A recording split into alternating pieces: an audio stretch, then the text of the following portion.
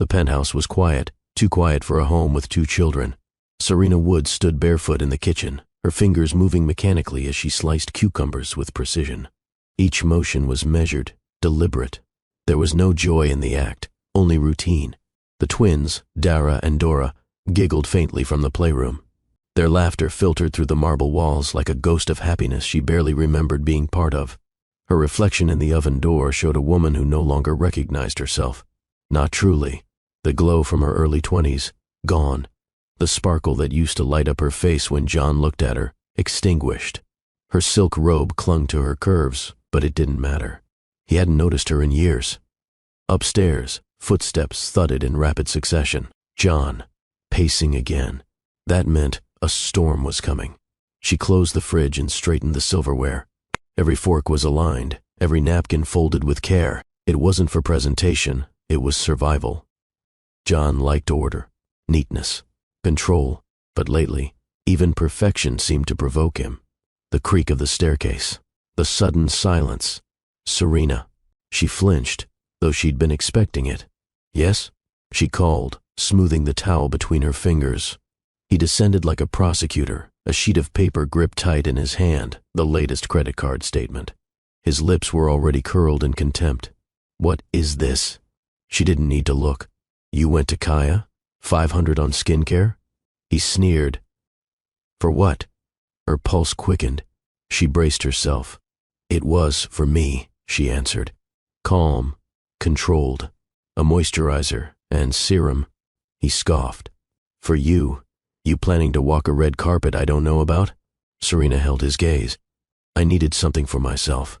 John laughed bitterly. You think cream is going to fix those stretch marks? She clenched her jaw, but said nothing. You've had twins, Serena. You're not exactly cover material anymore. He tossed the paper on the counter like it was trash. She stood straighter. I still have a body. I still deserve care. He ignored that. That's why I'm taking Rousey to the gala next weekend. She fits the brand. Serena blinked. You're taking her? He smirked. You're not public material anymore. That was it. That was the line that burned deeper than all the others. He didn't yell. He didn't hit. But this was violence. A slow, eroding kind. The twins called from the hallway, something about a puzzle. She forced a smile and excused herself without a word to John. She wouldn't let him hear the quake in her voice. Upstairs, she tucked the girls in, brushing soft curls from their cheeks. Their innocence was a shield. They didn't know they were hidden. They didn't realize Daddy never introduced them to the world, or that Mommy only existed behind thick curtains. She kissed their foreheads and slipped into her room, the door shut with a whisper. There, she sat, still, silent. The bed was too big, cold on one side, the vanity untouched. Her wedding photo was turned toward the wall. She had done that 2 weeks ago, but hadn't found the courage to remove it. Outside the window, the city pulsed with life. People were dining, dancing, laughing. She used to be one of them. Now she was the secret. The woman who wasn't photogenic enough, who had done the one thing Rousey never had, carried his legacy. Twice. Her phone buzzed. A text from her mother. Serena didn't answer. Her mother had warned her once, men like John love you quietly, but they'll celebrate someone else publicly. She hadn't wanted to believe it. Back then, she had believed in fairy tales. Now she just believed in facts. Fact, she was tired of waiting to be seen. Fact, no one was coming to rescue her. Fact, the woman she used to be was still buried inside her. She just needed a spark. Downstairs, the scent of salmon still lingered. She poured herself a glass of wine. Not the cheap kind John reserved for off-brand guests. She opened the good bottle, the one from their anniversary in Paris. She sipped slowly, letting the warmth trickle through her chest. There had to be more than this. More than perfectly folded napkins. More than shame over stretch marks. More than watching another woman parade around in her place. The kitchen light flickered slightly. The moment felt fragile, like the first breath after too long underwater. Then, her phone rang. Clara, her best friend, the only one who hadn't disappeared when John started isolating her. Serena answered. Hey, Clara said softly. Serena didn't speak at first, just breathed. You okay? Serena hesitated. Then with the smallest tremble, Would you be able to watch the girls tomorrow? There was a pause. Then Clara replied, "No questions asked. Say the word. I'll take them all weekend." Serena closed her eyes. "Thank you." That night, she stood in front of the mirror again. No makeup, just skin. The lines under her eyes didn't lie. Neither did the slight curve of exhaustion in her spine. But under the surface, something stirred. She reached into her drawer, pulled out the crimson lace she hadn't worn since her honeymoon. She held it against her chest. Tomorrow, she thought. Tomorrow, I stop disappearing. Hello, my beautiful and amazing family of Love and Twilights. This is Dr. Phillips, and I'm so glad to have you here with me today. Let's dive right into another captivating story together. If you're new to the channel, don't forget to subscribe and tap that like button to stay connected with all our stories. Now, let's begin. The next morning rose with a cool gray light seeping through the curtains. Serena didn't wait for the alarm. She was already awake, sitting on the edge of the bed, her red lace, lingerie folded beside her like a relic from a different lifetime. The weight of years, silenced longings, unseen sacrifices, dismissed desires had finally begun to lift. The plan wasn't perfect. She didn't need perfect. She needed movement. Dara and Dora were still asleep when Clara arrived. The moment she saw Serena, Clara's eyes widened, not at how Serena looked, but at the way she stood. "You look different," Clara said. Serena offered a faint smile. "Not different, just back." "No rush," Clara said. "I've got them. Go do whatever it is that's making you stand like you've got thunder in your bones." Serena gave her friend a quiet hug before slipping out the door. Manhattan was brisk that morning. A scarf wrapped around her neck. Lip balm coated her lips, but not yet color. She wasn't ready for the full transformation. First, she needed to remember how to walk alone. She passed a row of boutiques, windows filled with mannequins wrapped in luxury. For years, she'd convinced herself she didn't need any of it. But the truth wasn't about the clothes. It was about the feeling, the act of choosing herself. She paused outside a shoe boutique. Inside, sleek stilettos lined a mirrored wall like weapons dressed as accessories. A sign read, "Step into who you are." She walked in. The saleswoman, a young brunette with blunt bangs and bold red nails, glanced up. "Looking for something specific?" Serena tilted her chin. "Power, and maybe 5 inches." The woman smiled. "Right this way." Serena left with 5 pairs, each one deliberate. One pair, jet black with a golden heel, felt like standing on a throne. She took her time walking through the mall. The pace was unhurried, intentional. A few men turned to glance at her. One smiled. She didn't return it, but she noticed. She still had it, and John was wrong. She hadn't disappeared. She had just been waiting to be uncaged. She entered a boutique called Marlowe's, where the lighting was soft and the clothes felt stitched with ambition. The dresses weren't just beautiful, they were bold. She ran her fingers across fabrics, eyes narrowing at a crimson gown with a slit up the thigh and a low back. She didn't hesitate. The fitting room mirror revealed her body in a way she hadn't seen in years. Yes, the stretch marks were there, soft trails of motherhood etched across her hips, but they didn't steal anything from her. If anything, they added weight to her presence. She didn't need to ask for someone's opinion. She twirled once, caught her own eye, and said aloud, "This is mine." She bought 3 dresses, all unapologetically seductive. John's card paid for each one. Let him notice the charges this time. By noon, she stood at the entrance of the Kaya salon. "Appointment?" the receptionist asked. "No," Serena said, "but I think you'll want to fit me in." She wasn't wrong. A stylist emerged, eyes sparkling with curiosity. He studied Serena like she was a project, not a burden. "What are we doing today?" he asked. Serena sat in the chair, staring at herself in the mirror. "I want the old me gone, and I want her replaced with a woman who could make a man regret ever trying to shrink her." He raised a brow. "That I can do." The hours passed in a rhythm of transformation. Hair fell in soft waves to the ground. Color seeped into every strand, rich, bold, undeniable. As the blow-dryer roared, Serena closed her eyes. In her mind, she saw the cold marble kitchen, John's face as he waved the credit card bill. His words, "You think cream will fix your stretch marks?" His smirk when he said she wasn't public material. Her throat tightened, but not with sadness, with fire. When the stylist finally turned the chair around, Serena opened her eyes and barely recognized the woman staring back. Sleek bob, deep brown, angled, sharp, cheekbones accentuated, eyes bold and unflinching, lips bare for now, but she already knew what color they needed to be. She left the salon with a bag of new products in one hand and a fresh sense of gravity in her steps. The city had always belonged to men like John. Not anymore. By dusk, she was back at the Lafayette Hotel, a suite on the 12th floor overlooking the skyline. Clara had insisted she take the weekend.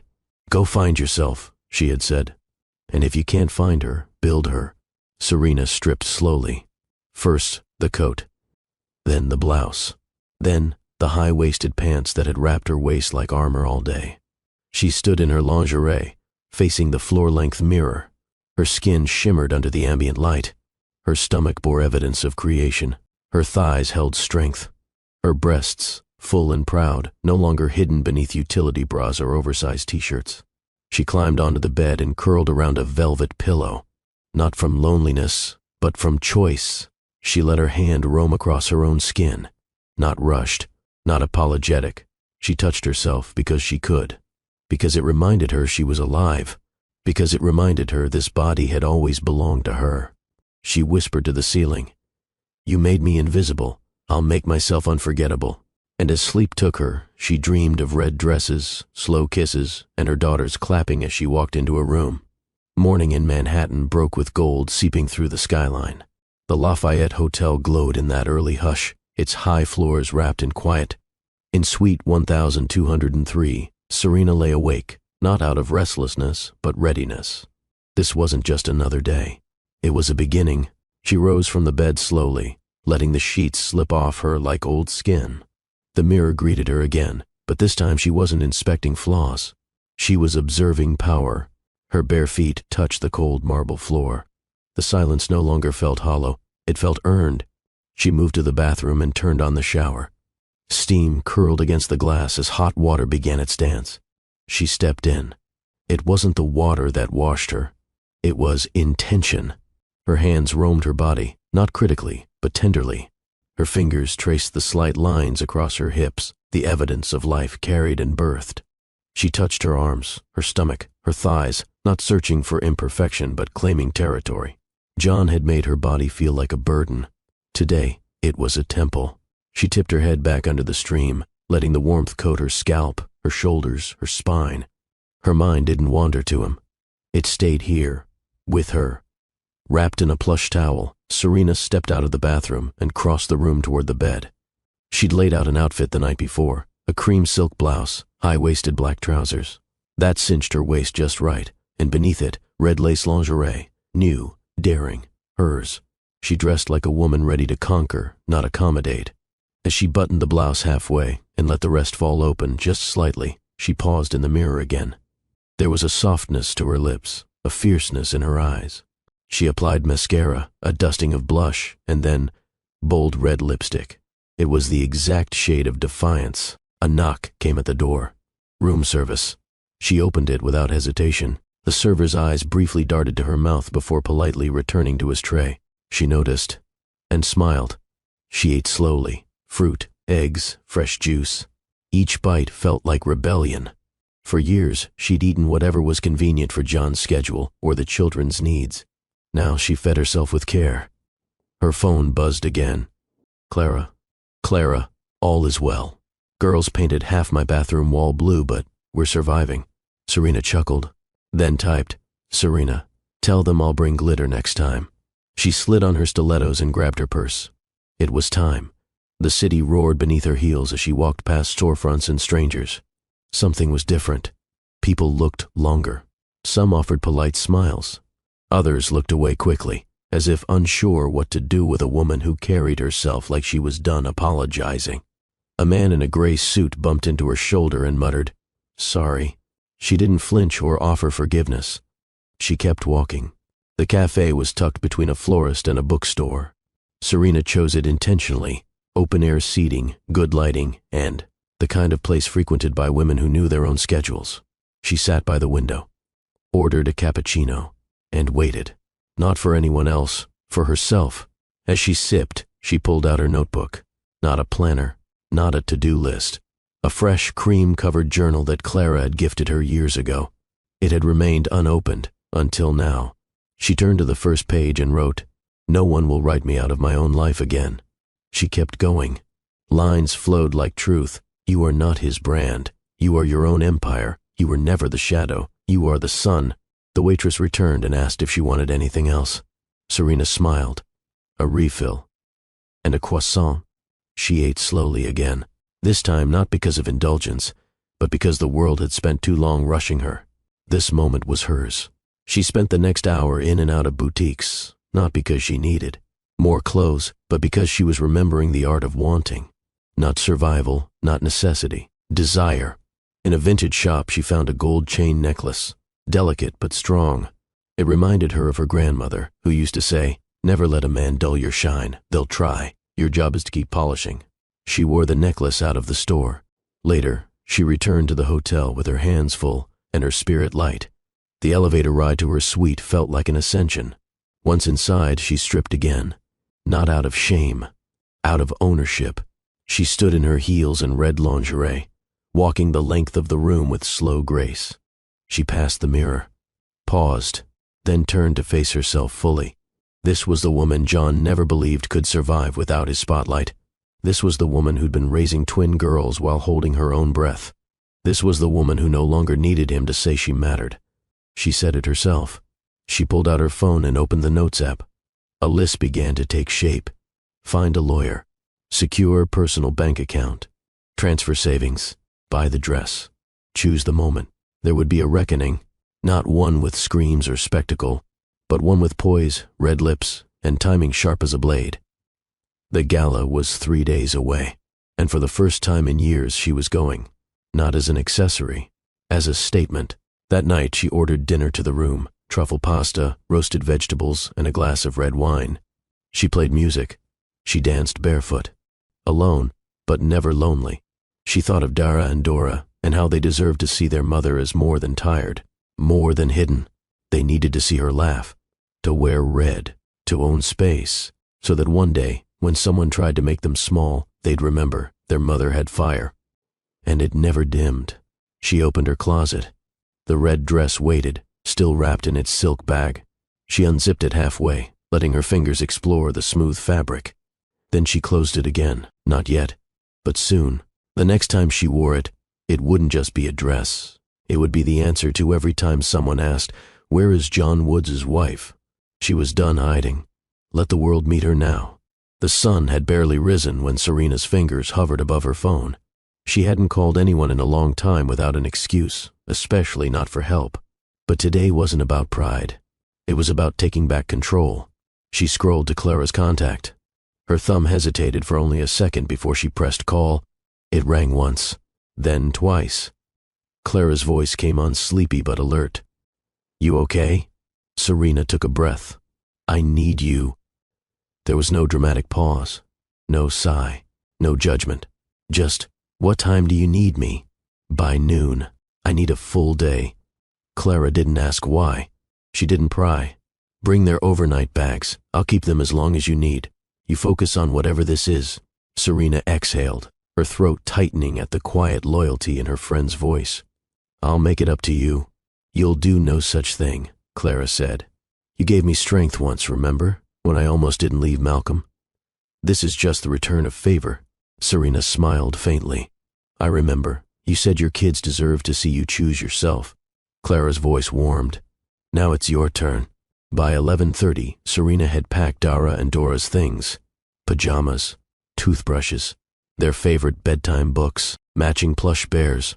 She tucked handwritten notes into their bags, small affirmations they could read before bed. To Dara, "You are light." To Dora, "You are strength." Downstairs, she crouched beside them as they zipped their coats. "Are you going on a date?" Dora asked with wide eyes. Serena laughed softly. "No, sweetheart. Just going to do something important for me." Dara tilted her head. "Is it something fun?" Serena thought for a moment, then nodded. "It will be." They hugged her tight, both of them smelling like strawberry shampoo and innocence. Clara arrived in a flurry of curls and big sunglasses. "You two ready to cause a little chaos at Auntie Clara's?" she said, swinging the back door open. "Can we have pancakes for dinner?" Dora asked. "You can have cake for breakfast if you want," Clara winked. Serena laughed. "Please don't let them bounce off the walls." "I make no promises." They hugged again, Serena holding on a little longer this time. The girls climbed into the car.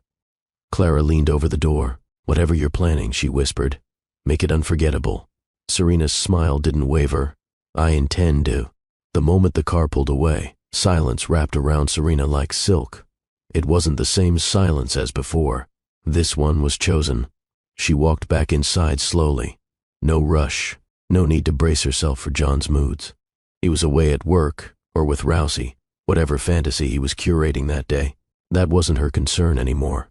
She walked into the closet, fingers gliding over the garments she'd once chosen with him in mind. Neutral tones, soft fabrics, nothing that invited attention. She pulled them aside and revealed the 3 new pieces she'd bought the day before. Sharp silhouettes, vivid colors, unapologetically loud. Serena touched the red dress again, still untouched in its garment bag. Not yet. Today wasn't for that dress. Today was for the transformation beneath it. She called a private driver. "Lafayette Hotel," she said simply. The driver nodded, opening the door for her like she was already somebody important. She climbed into the back seat, legs crossed, fingers tapping lightly against the leather. It was subtle, but she could feel it. The shift.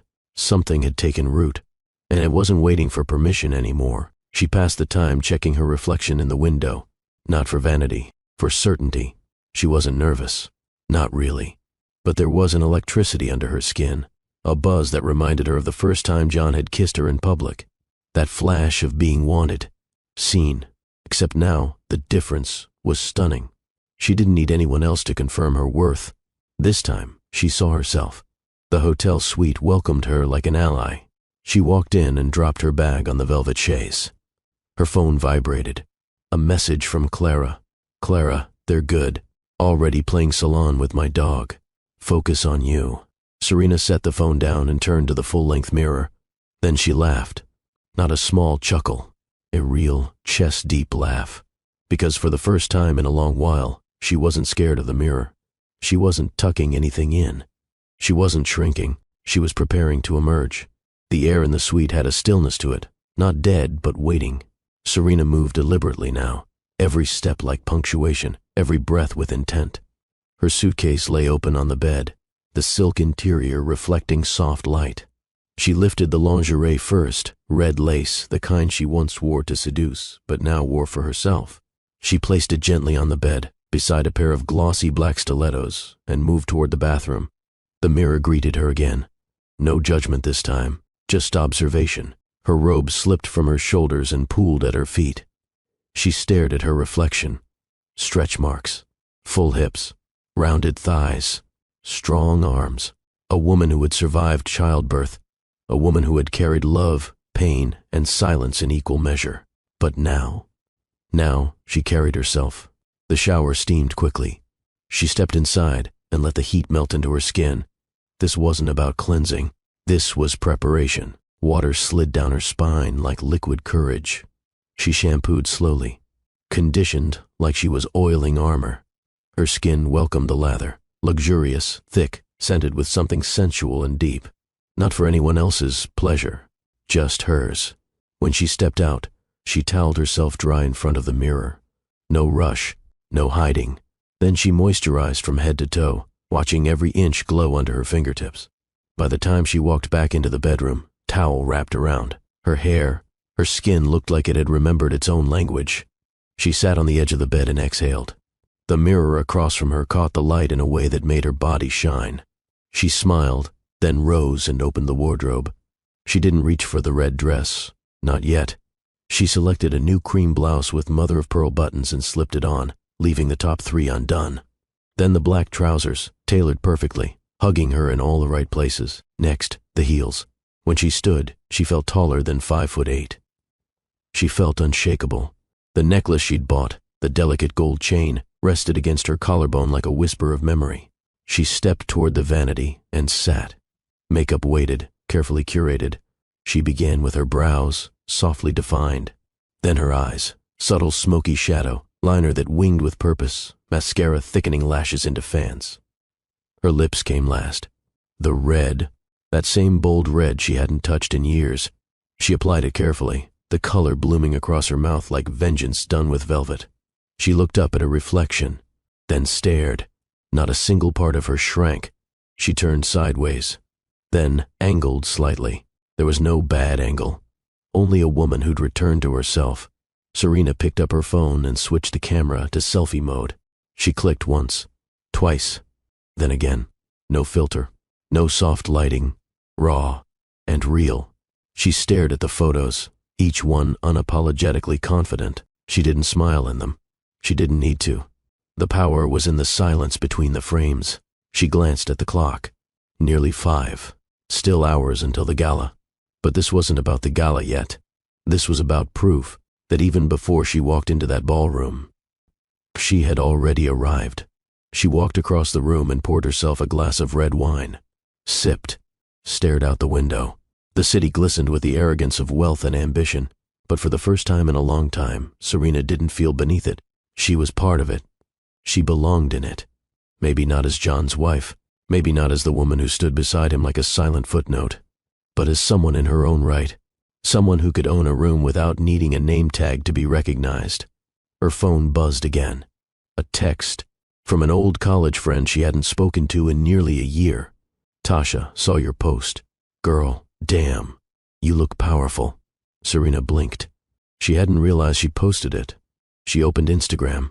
Her finger had hovered earlier. She must have pressed share. The photo was there now. Live. No caption.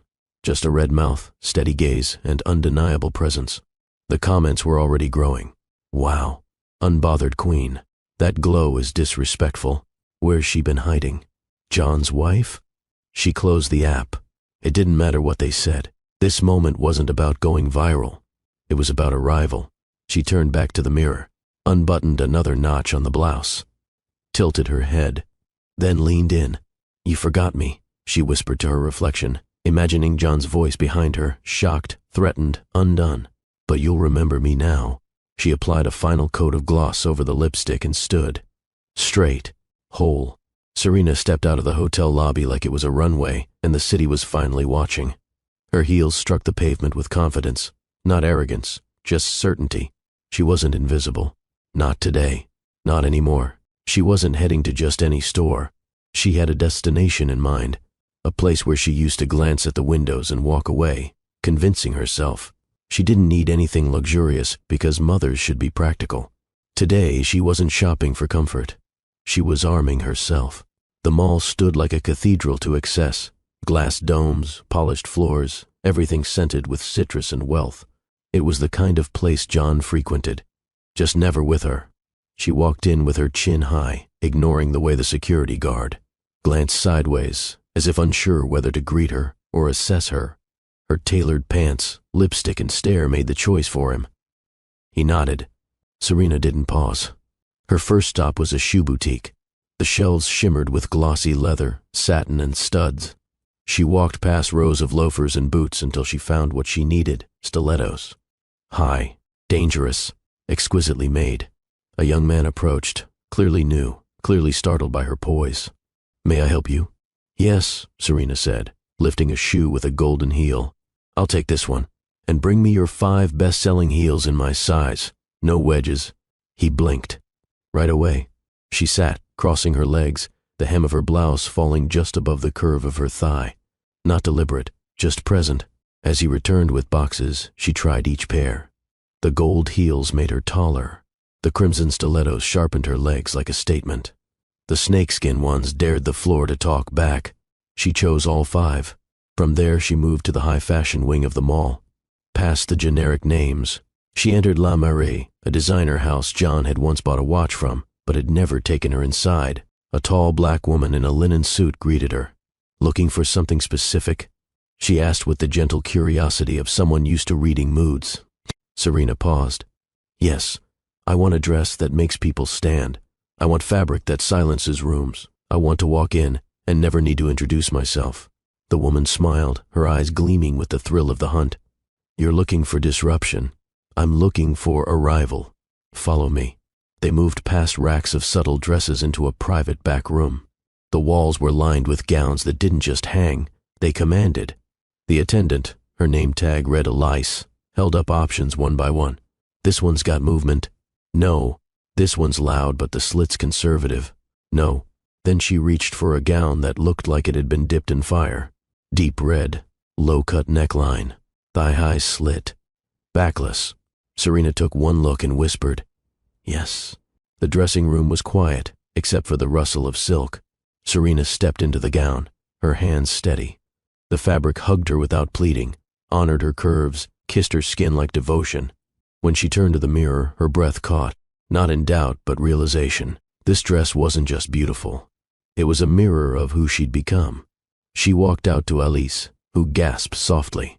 "Ma'am," she said, hands clasped at her chest. "Whoever you are, they're not ready." Serena smiled, smoothing the fabric along her hip. "I know." Next, lingerie, not utility cotton, not boring beige. She entered Velour, a boutique specializing in high-end undergarments. A woman with silver hair and a knowing smirk approached her.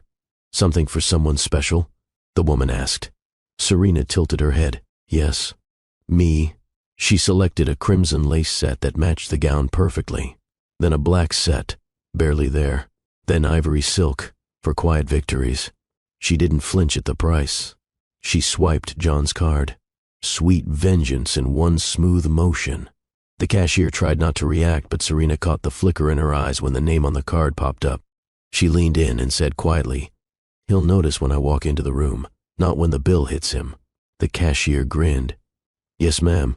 Bags in hand, Serena made her way to the final stop, Ardent Parfums. The scent inside was warm, rich, sensual. She walked to the private blending counter and met the in-house perfumer, a tall man with soft fingers and an eager glint in his eye. "Signature scent?" he asked. "No, a scent that makes people remember me long after I leave." He studied her a moment, then began. Amber, vanilla, a hint of leather, jasmine, a final drop of oud. He held the test strip to her wrist. She inhaled. It smelled like power, like seduction laced with danger, like a woman reborn. "I'll take it." She named the custom blend, Inheritance. As she exited the mall, arms full, back straight, every click of her heels felt louder. Not obnoxious, just inevitable. People glanced. Some stared. One woman whispered to her friend. Serena didn't need to hear it. She already knew what they were saying. Outside, her driver was waiting. He opened the door without needing to be prompted. As she settled into the back seat, the bag surrounding her like treasure, her phone buzzed. "Clara, your girls just made me eat a plastic donut. I'm under siege. How's your day?" Serena laughed out loud. "Serena, I think I just bought the city." Back at the hotel, she laid everything out on the bed. The shoes, the dresses, the perfume bottle with her name engraved, the lingerie. It wasn't indulgence. It was reclamation. She poured herself a glass of champagne and stood in front of the mirror again. Then, without hesitation, she pulled out her phone and snapped another photo. This one not of her face, but of the items laid before her. Caption, "This is what restoration looks like." She didn't tag anyone. Didn't need to. The salon's front doors opened with a soft chime. Serena stepped inside, the scent of fresh blowouts and Moroccan oil swirling around her. The floor gleamed. Rows of stylists moved like artists, brushes flicking, blow dryers humming, scissors gliding. It was a place of reinvention, of declarations, and today it was hers. A young woman at the reception desk looked up. "Do you have an appointment?" "No," Serena replied smoothly, her tone unwavering. "But I think you'll want to fit me in." The receptionist gave her one glance, just one, then nodded. One moment. Minutes later, a tall man with dreadlocks tied into a neat bun approached her. He wore all black, save for silver rings on his fingers and a leather apron that said Alec. He looked her over once, head tilted slightly. His gaze was assessing, but not judgmental. "You looking for a touch-up?" he asked. Serena shook her head. "I'm looking for a transformation." Alec folded his arms, interested now. "Be specific." She sat down in his chair, faced the mirror, and met her own gaze. "I want you to cut away every inch of who I was. I want a style that speaks before I do. Something sharp, beautiful, dangerous. I want to look like the kind of woman a man regrets underestimating. Alex smiled slowly. Say no more.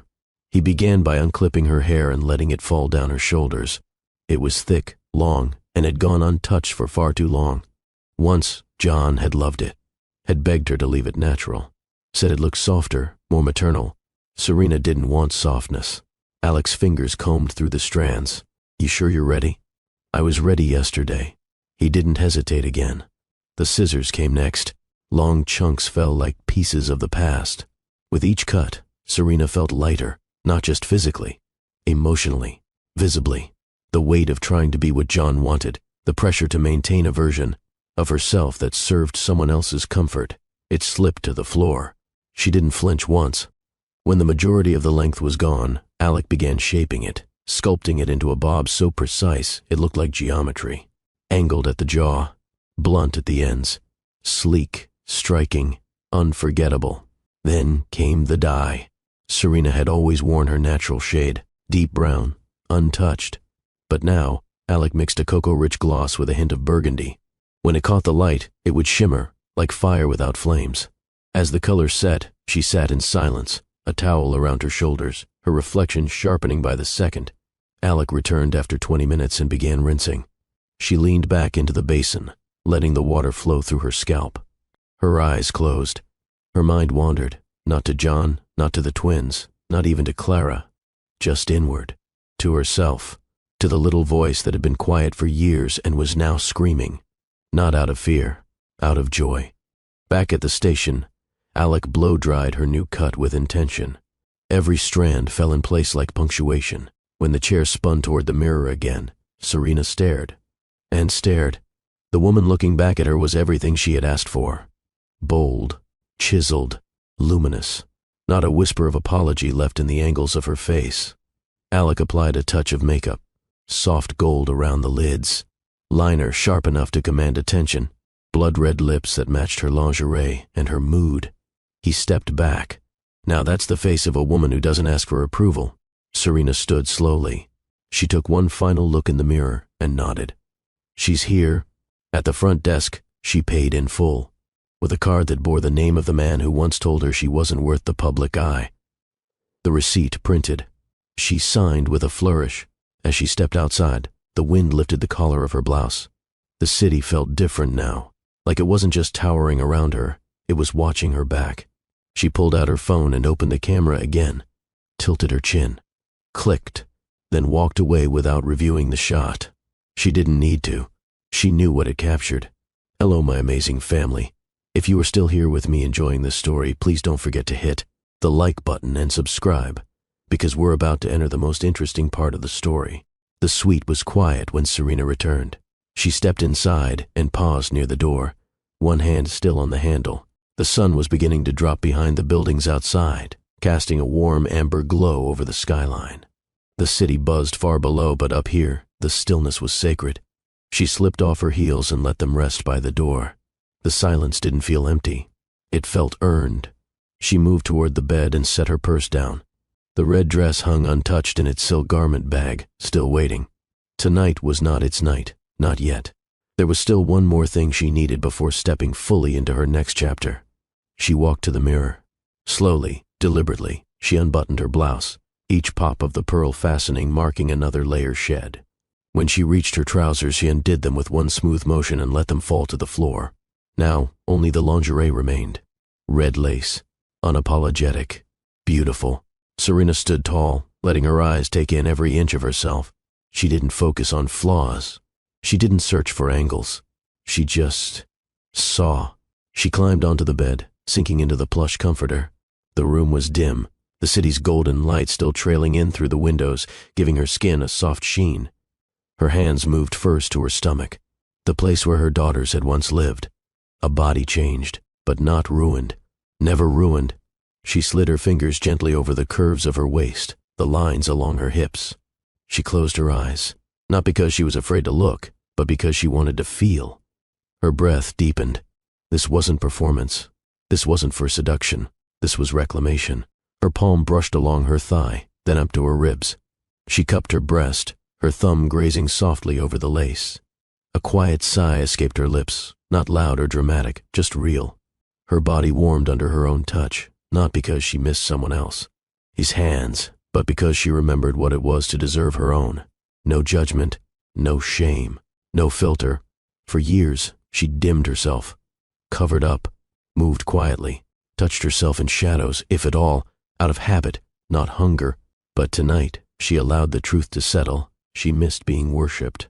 She missed heat. She missed being seen. But more than all of that, she missed loving herself. As her hand moved lower, her breath caught. Not from surprise, from confirmation. There was still fire here. Not just in her mind, not just in her heart, but in her skin, between her thighs, in the way her back arched ever so slightly as her fingers dipped into silk and sensation. She bit her bottom lip, eyes fluttering shut. Her moans weren't a performance. They were reminders that this body was hers. She took her time. No rush, no pressure, only awareness, only power. Her other hand slid over her stomach again, grounding her. This wasn't about fantasy. This was about truth. Her legs trembled gently as her breath grew sharper. The tension built, not just between her thighs, but in her chest. An ache for release, not just physical, but emotional. And then it broke. Her body shuddered. Her lips parted. A soft cry, delicate, sharp, whole, left her throat as she came. And when it was done, she didn't flinch. She smiled, eyes still closed. She lay still for a moment, hand resting on her stomach. The room was quiet, but everything inside her had changed. She reached for the edge of the bed, grabbed the sheet, and wrapped it loosely around herself before standing. She walked, barefoot, slow, toward the window. The skyline glimmered, unaware. Serena pressed her hand against the cool glass. She didn't belong to anyone else's expectations anymore. Not John's, not society's, not even the version of herself that had once settled. She belonged only to her truth.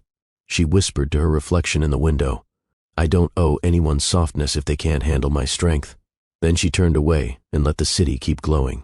The next morning came gently. No jarring alarm. No call from John demanding explanations. No voices echoing through the penthouse asking where the twins' lunchboxes were. Just peace, cool air, and a woman lying flat on a king-sized bed, arms splayed, satisfied. Serena turned her head toward the sun-kissed curtains and let the light touch her face. She didn't rush out of bed. She didn't leap for her phone. She stayed still, present.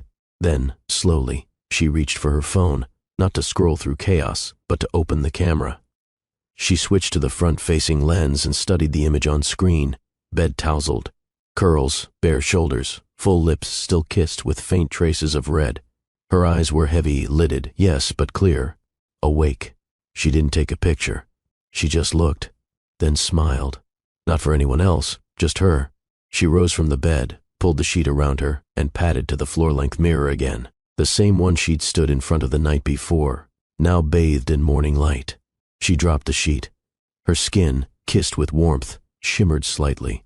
The red lace lingerie still lay folded neatly on the chair, unused since last night's reclamation. She picked it up, ran a thumb across the soft edge, then set it aside. Today, she didn't need armor. She needed elegance. In the wardrobe hung the dresses she had purchased, sleek, bold, unapologetic. The red gown waited for the gala. Another, ivory, backless, and hugged at the waist, called to her now. She stepped into it slowly, zipped it halfway, then leaned into the mirror to apply fresh makeup. The face she now saw staring back at her was stunning, but not because of contouring or lip liner. It was stunning because it was whole, no longer dimmed for comfort, no longer edited for tolerance. She styled her hair into a clean side part. The cocoa burgundy bob framed her face like punctuation, every angle deliberate, every strand under control. She added pearl studs, spritzed her custom perfume, inheritance, at her collarbone and wrists. One final swipe of gloss across her red lips, and she was done. She stood back. The mirror didn't blink. Neither did she. Clara's message buzzed in. "Clara, your girls are currently dancing on my kitchen counter. How's the revolution going?" Serena laughed. Serena, complete, woman restored, returning soon. "Clara, they miss you. But I can tell you're lighter. It's in your tone." Serena smiled at the screen. Then Serena, They'll see a different mommy now, the real one. She stepped into her heels and left the hotel for a late breakfast. The hostess at the rooftop restaurant didn't flinch when Serena approached solo. "Reservation?" she asked politely. Serena shook her head. "Walk in." The woman scanned the lists, then smiled. "We'll seat you by the window." She was led to a quiet corner where the city spread out like an offering. The view was stunning, glass, steel, and movement in every direction. But it was the stillness inside Serena that made it feel powerful. She ordered French toast, fruit, and coffee. As she sipped, her phone buzzed again. This time, from an unfamiliar number. She ignored it. Then another, and another. She checked her Instagram.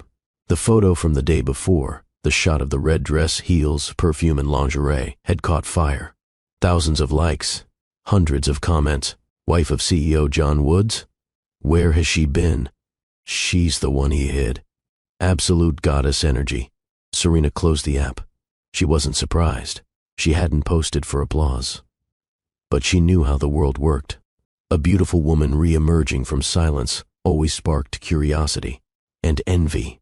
She finished her meal, paid in cash, walked through the city streets with poise, past one of John's billboards, Woods Global, bold is the brand. She stopped for a moment, looked up at his face 10 feet tall, cold, polished, empty, then kept walking, because bold wasn't something you marketed. It was something you became. Back at the hotel, Serena packed her bags with care. Not in a rush, not to go home, to move forward. Every item folded with purpose, every pair of heels set into place like tools. She left nothing behind, except the version of herself who once waited for permission. She left that woman in the mirror, where she had finally said goodbye. Before she zipped her suitcase, she unwrapped the red dress and laid it across the bed. She ran her hand over the fabric. The night of the gala was near. She would arrive not as an accessory, not as an afterthought, not as the hidden wife, but as Serena Woods, mother, visionary, and woman who no longer shrank. The gala pulsed with ambition. Lights flashed from towering chandeliers, music swelled from the string quartet, and photographers circled the marble-floored entrance like vultures searching for the next glittering headline.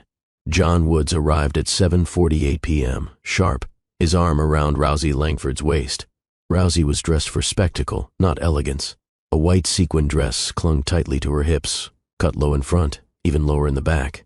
Her platinum blonde hair was pinned in loose waves, and her eyes scanned the crowd for cameras before they scanned for people. She looked ready for a photo shoot, not a room full of power. John adjusted his cufflinks as the press surged forward. "Mr. Woods, over here. John, is this your date?" He nodded stiffly. "Is this your new partner at Woods Global?" Another reporter shouted. He forced a smile and guided Rousey inside before answering. The ballroom was already buzzing. Glasses clinked. Laughter rose in pockets. Rousey leaned in, her voice loud against his ear. "You didn't tell me there'd be this many old men." He didn't respond. His eyes scanned the crowd, looking for Howell, the chairman of the board. His presence mattered more than any press headline. Inside, servers moved through the room with trays of champagne. John grabbed one, handed it to Rousey, and muttered, "Just stick by me and smile." She pouted. "I didn't come here to be background noise." "Then don't be," he said coolly. "Try charm." As they reached the center of the room, Howell approached. Tall, imposing, with a gold handkerchief in his tuxedo pocket. John extended his hand. "Howell, good to see you." Howell nodded slowly. His eyes flicked to Rousey, who was already checking her lipstick in a compact mirror. "She's interesting," Howell said. "She's bold," John replied. "Exactly the kind of image the company's leaning into." Howell's face remained unreadable. "She's not your wife, though." John stiffened. "No, I haven't seen Serena in years," Howell said. "Is she doing well?" "She's private," John muttered. "Shame," Howell said. "She was the most composed woman I ever met. You know, people still ask about her." John didn't reply. He hated moments like this, when the past lingered, quiet and pointed, but Howell had already turned away. Meanwhile, Rousey's laugh rang across the room, loud and out of place. She grabbed a second glass of champagne and downed it before they even reached their table. "Are we getting a speech tonight?" she asked John. "Eventually," he said, jaw tight. Try not to interrupt it. She rolled her eyes. And that's when it happened. The whispers, soft at first, like a breeze through velvet, then sharper, intentional. Eyes turned toward the entrance. Rousey turned too, curious. John followed her gaze and froze. Serena Woods entered the room at 8:17 p.m. She didn't walk in. She arrived. The red dress hugged every curve without apology. The neckline plunged just enough to dare, and the thigh-high slit revealed caramel skin and legs that moved like grace in motion. Her hair was a sleek bob, her eyes lined in smoky defiance, and her lips, those unmistakable, red lips, parted slightly as she exhaled into the silence she had created. There were no introductions, no explanations, just awe. The photographers who had fawned over Rousey earlier now surged towards Serena. Flashes popped, questions were shouted, but she kept walking. Every step was measured, not hesitant, not rushed, claimed. A woman in a green satin gown gasped. "Is that John's wife?" Someone whispered back, "She was, I think." "No one's seen her in public in years." Another voice, awed, "She looks like a goddess." John didn't move, didn't speak. He just stared, mouth slightly open, eyes unable to look away. Rousey glanced at him and saw the panic creeping into his jawline, the tremor behind his eyes. "Who the hell is that?" she asked, annoyed. John didn't answer. He couldn't, because that woman, the one commanding the entire room without uttering a word, was the woman he'd kept hidden for years, his wife. Serena didn't spare him a glance. Instead, she walked toward the table of senior partners, where Howell now stood fully upright, smiling in disbelief. She extended a hand to him with elegance. "Serena Woods," she said smoothly. Howell took it with both of his. "Good Lord," he breathed. "They said you disappeared. I was simply misplaced. You're radiant." Serena smiled. "They're kind. John didn't mention you'd be attending. I didn't come for him." She turned to the others at the table and greeted each one with warmth and wit. Her voice, clear, melodic, controlled, filled the space with grace. Rousey leaned into John, whispering harshly, "Why didn't you tell me she looked like that?" John couldn't answer. His brain felt fogged, disarmed. This wasn't the Serena he remembered. No, this was someone else entirely, and she was untouchable. He started walking toward her, fast, determined. But for every step he took, the space between them widened, because she didn't look back. Not once, not until she was ready. The orchestra faltered, not because the conductor missed a cue, but because half the violinists were watching her instead of their sheet music. Serena Woods had entered the ballroom like a prophecy fulfilled, and now everyone wanted to see what came next. She didn't rush. She allowed the silence to swell around her. Every high heel click echoed like punctuation on a long-forgotten sentence. She didn't fidget. She didn't look around nervously for where she belonged. She knew. Serena turned heads not just because she was beautiful, but because her energy demanded it. Because she looked like a woman who knew she was owed something, and who had decided tonight was the night she'd collect. She reached the partner table and slipped into the empty seat at Howell's left. He was still smiling, glass of whiskey hovering midair. "You've just disrupted the entire donor circle," he murmured. "Good," Serena said, accepting a flute of champagne from the server. "I was beginning to worry the room had forgotten how to breathe." Howell laughed, low and delighted. "Everyone's going to talk. You know, they already are. You prepared for the fallout?" She sipped. "I'm prepared for the truth."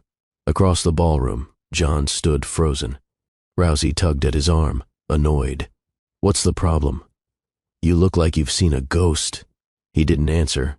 His eyes were locked on Serena, on the red dress, the poise, a command, on the fact that she hadn't looked at him once.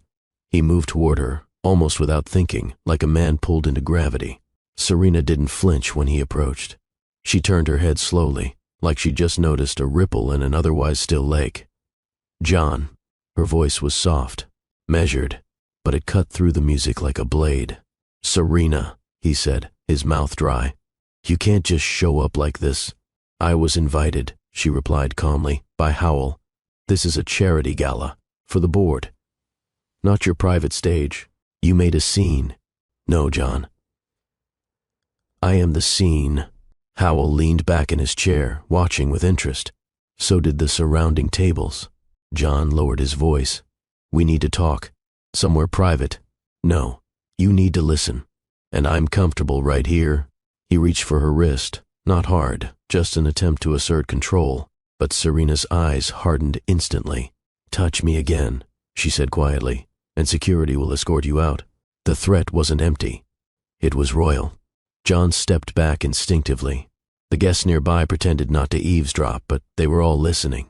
Even Rousey, who stood awkwardly near the buffet, looked on with folded arms, her expression tightening by the second. Serena turned back to the table, lifting her glass.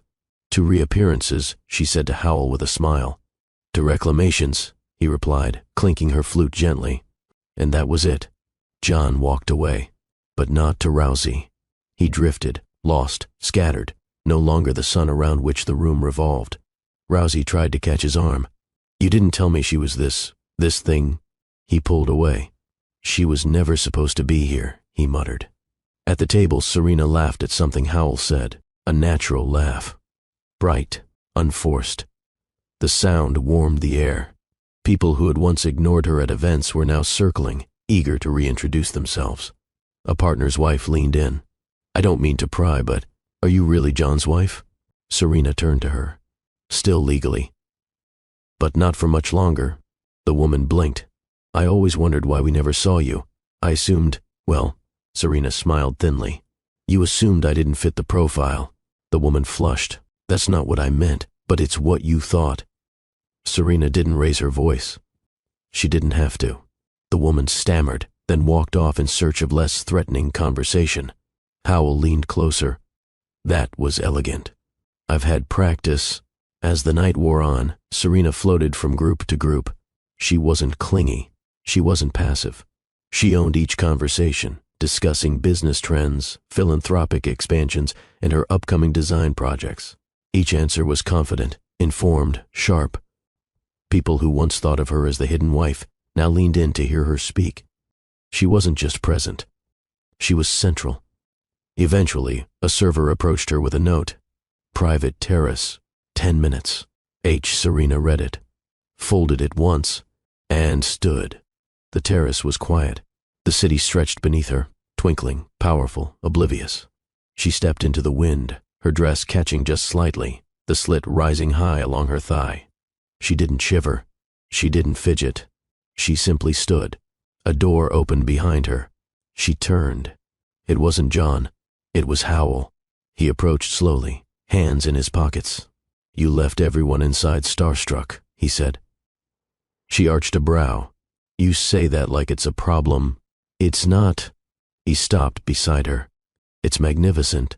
She looked at him, eyes steady. "What do you want, Howell?" He took a moment, then answered honestly. "I want to tell you that you reminded everyone tonight what power looks like when it's quiet, refined, earned, and frankly, I'm glad you're no longer hiding." "I was never hiding," she replied. "I was put away, but not anymore." She nodded. "No," she said, "not anymore." He leaned against the railing beside her. "You changed the story." Serena smiled faintly. "I didn't rewrite it. I just stopped letting someone else hold the pen." They stood in silence for a moment. Then Howell said quietly, "You know, I've been around a long time, and I've seen many women rise and fade, but you burned through the room." She turned her head. "Careful," she said, a soft warning in her tone. "Flattery invites expectation." "I'm not flattering," he said. "I'm observing." She didn't smile, but she didn't walk away. Inside, the gala continued. But outside, something shifted. Serena wasn't here for revenge. She was here for recognition. And now that she had it, she felt no need to gloat. She simply let the wind kiss her collarbone as she turned toward the skyline again. No longer a woman erased. Now, a name whispered in every corner of the ballroom. Serena Woods. Unhidden, undeniable. John stood at the edge of the ballroom, drink untouched, watching the terrace doors like they might open and give him clarity. But they didn't. Instead, they mocked him, reminding him of what had just happened, of what everyone else had just seen. Serena, in that dress, in his world, commanding it like she owned the floor beneath her heels. His mouth had said her name when she entered, but his brain hadn't caught up. Serena? It wasn't just disbelief. It was humiliation, and he felt it in waves. Rousey approached again, her stilettos snapping against the floor. You going to tell me what's happening, or should I guess? John didn't answer. You said she wasn't the public face. You said she didn't want attention, that she was private, soft, not... Rousey paused, then gestured wildly toward the terrace. That... John's jaw tightened. She used to be different. She looks like she's finally alive. He turned sharply. Be quiet. No, Rousey said, voice rising. You brought me here to play a role and I've been playing it, but I didn't sign up to be the side piece in your falling empire. She tossed her clutch onto the table and walked away. John didn't go after her, because the truth was, he didn't care, not in this moment. All he could think about was the woman in red, the woman who had once waited for him to say her name in public. Now she didn't need him to say it at all.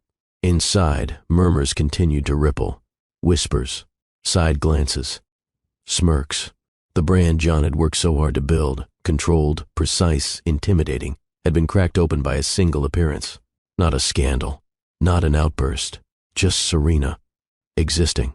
And now the board was watching him differently, like maybe they saw through the narrative he'd spun for years. Maybe they were questioning everything. 10 minutes later, the terrace doors opened. Serena stepped inside, alone. Her presence once again reset the temperature in the room. She didn't look around for him. She didn't need to. He made his way toward her, this time slower, less certain. He stopped just a foot in front of her, voice lower than before. Serena. She took a sip of champagne, eyes on the room, not him. John, we should talk. She looked at him now, finally. Cool, controlled, and entirely unimpressed. We did, not here. In private. Why? She asked, tilting her head. Afraid someone might hear the truth. He shifted. This isn't the place. It wasn't the place when you introduced Rousey as your partner either, she replied. But that didn't stop you. His lips parted, but nothing came out. She took a step closer, not intimidated, not cruel, just surgical. Do you know what's wild? She asked, voice soft. You spent years hiding me, telling me I wasn't the right look, that I didn't match the company's direction. He looked down. But tonight, I didn't even have to try, she continued. I walked in, and the company looked at me. Because you planned this. No, she said firmly. Because I stopped shrinking. The crowd had quieted again. Not fully, but enough. Enough for people to feel the tension vibrating between them. Enough for John to realize he no longer had the upper hand. He reached for something, anything, that would give him control. You embarrassed me. Serena's brow lifted. You humiliated me for years. One night of discomfort barely scratches the surface. You think this is going to make you look good? He hissed. No, she said, lifting her chin. I think I make me look good. He stepped closer. You're still my wife. Not for long. She reached into her clutch and pulled out a slim manila envelope. Folded, sealed. She handed it to him. What's this? Closure. He opened it. Divorce papers. Filed. Signed. Stamped. Real. You can't be serious, he said. I've never been clearer. John's voice dropped. You'll regret this. I regret waiting so long to do it. Serena turned to walk away, but paused. She looked over her shoulder one last time. And John? He looked up. I didn't have to destroy you, she said quietly. All I had to do was show up. Then she walked back to her table. And John stood there, alone, holding a future he didn't want, watching a woman he never deserved. Hello, family. I'd love to hear your thoughts on this story, so be sure to share them in the comments while we're still on it. And if you're still here enjoying the journey, don't forget to hit that subscribe button and join the family. The ballroom returned to its rhythm, but something had shifted. John stood off to the side, clutching the envelope as if it burned. His tie was loosened, his jaw clenched, and the man who once commanded boardrooms now looked like a background extra in someone else's story. Serena returned to the table she'd claimed beside Howell, but she didn't sit. She stood tall, glass in hand, surveying the room like it was hers to manage. Because it was. A group of donors approached, all smiles and compliments. One after the other, they shook her hand, dropped praise, offered subtle business cards. You looked luminous on arrival. I didn't know you had such poise under pressure. Would you consider speaking at our Women in Leadership Forum? She received it all with grace. Never over-smiling, never bending, only nodding, choosing, owning. Howell stood beside her, clearly amused. You know you've just replaced the keynote speaker, right? Serena tilted her head. Then I'll need a new gown. He chuckled. That red one might be a bit memorable. That was the point. But then she saw him. John, crossing the room again. A different walk this time, less confident, more deliberate. The tension was instant. He stopped 3 feet in front of her, not close enough to touch, not far enough to ignore. You need to stop. Serena arched a brow. Stop what? This performance. You've made your point. Her voice didn't rise. Her expression didn't change. And yet here you are. You've got everyone looking at you like you're a hero. I didn't ask to be anyone's anything. I just walked in. You humiliated me. No, she said. You did that all by yourself. He took a step closer, just enough for her to lower her glass. Why now? He asked, voice tight. Because I got tired of being erased. You had everything. A penthouse. My name. She cut him off. A cage with curtains is still a cage. You're being cruel. Serena let out a short breath through her nose. Cruel is watching your wife raise your daughters in silence while you parade someone else in public like she built you. Guests began to hush again, eyes turning, pretending not to watch while absolutely watching. I never asked for this drama, John hissed. You never asked for accountability either. He reached for her wrist again, instinctively. And again, she pulled back. But this time, she didn't just warn. She stepped forward. Touch me one more time, she said loud enough for the nearest table to hear, and I'll call security myself. Gasps, subtle but audible, rippled around them. Rousey, now seated near the open bar, whipped her head toward them. John's hand froze midair, then dropped. You wouldn't dare. Oh, I would, she said, because I don't need you anymore. Not for money, not for visibility, not for permission. He stared at her, something between disbelief and fear churning behind his eyes. Serena finished her champagne, placed the flute down with elegance, and offered one last blow. You were never the brand. I was. You just had the spotlight. Then she turned on her heel and left him standing there. Again, guests murmured in groups, some in admiration, some in speculation, but none of them were whispering about Rousey now. Or John. It was all Serena. The woman who had once been hidden now existed louder than ever, without shouting, just standing and walking away. Behind her, Howell followed slowly, not to catch her, not to interfere, but to witness, because power like that deserved an audience. And Serena? She didn't look back, not even once. The terrace was quiet again. Moonlight spilled across the stone floor like silver silk. The noise of the ballroom remained behind heavy glass doors, voices, music, clinking glasses, all muffled now. Out here, the air felt different.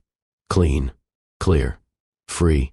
Serena leaned on the railing, red gown catching the breeze, her skin lit by the glow of Manhattan's skyline. Her breathing was steady, controlled, but beneath her ribcage, there was something else now. Not adrenaline, not anger, desire, not for John, for herself, for what she'd become. A gentle voice broke the silence. I figured I'd find you here. She didn't turn immediately. She knew it was Howell. He stepped beside her, hands in his pockets, a respectful distance between them. I've seen plenty of women rise in this city, he said, but very few who make the room lean in without saying a word. I didn't do it for the room, she replied. I did it for the girl I used to be, the one who whispered instead of demanded. And tonight, she said, finally turning to face him, she stopped whispering.